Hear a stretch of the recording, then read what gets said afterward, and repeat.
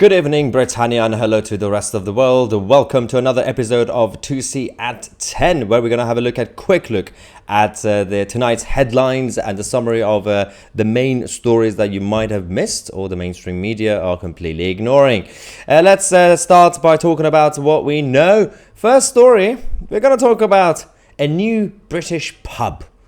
A new British pub has been opened and has decided to ban Keir Starmer. The pub is run and owned by Jeremy Clarkson. We're going to talk about that obviously in the first section, and then we're going to talk about the clash between Hungary and the European Union. This is a clash over the border security in Hungary and the migration crisis. We're going to cover that as well. And then we're going to talk about Spain. Obviously, there's a massive migrant crisis continues with foreign criminals in Spain and elsewhere in Europe as well. And in the United Kingdom, the foreign criminals are all out on the streets as the UK government continue to release more criminals from prisons early. And finally, we're going to talk about what just happened in the United States. Yes, RFK Jr. has decided to suspend his campaign in most of the marginal seats to help Donald J. Trump. Now, let's start with the first story.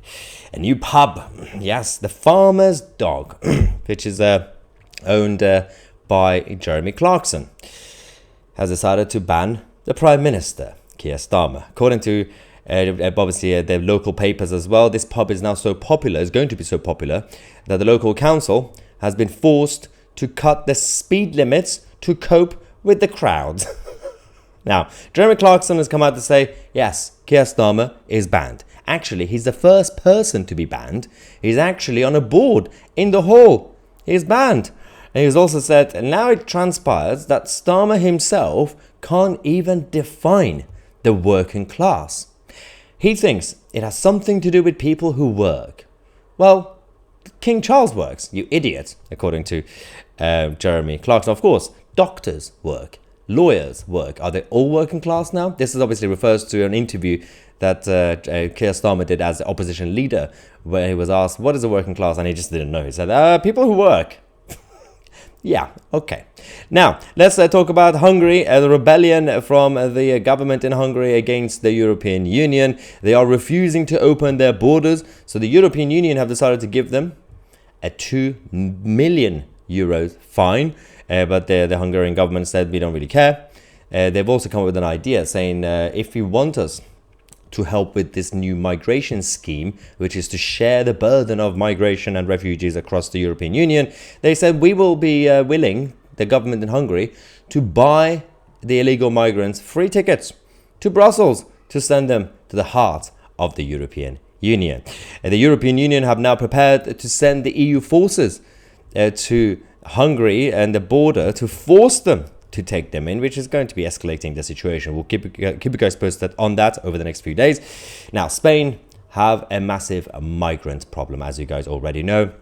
The latest story we have is a man was unfortunately beaten to death in Barcelona by 3 Moroccan immigrants after he attempted to rescue a 15-year-old girl because they were trying to basically violate her. Spanish locals decided to start a protest and obviously surround a mosque attended by the immigrants and demanded its closure. Now, the socialist government in Spain have condemned the locals and calling them a far right and fascist and everything else, which is something that's becoming a bit of a trend from all left-wing governments in the West, in Europe in general. Now, going back to our country in the United Kingdom, the foreign criminals are being released. 17,428 foreign criminals are walking the streets after being released from prison, but not deported, despite the promises from Yvette Cooper, our Home Secretary. That has not happened yet, so they are free to do whatever they want.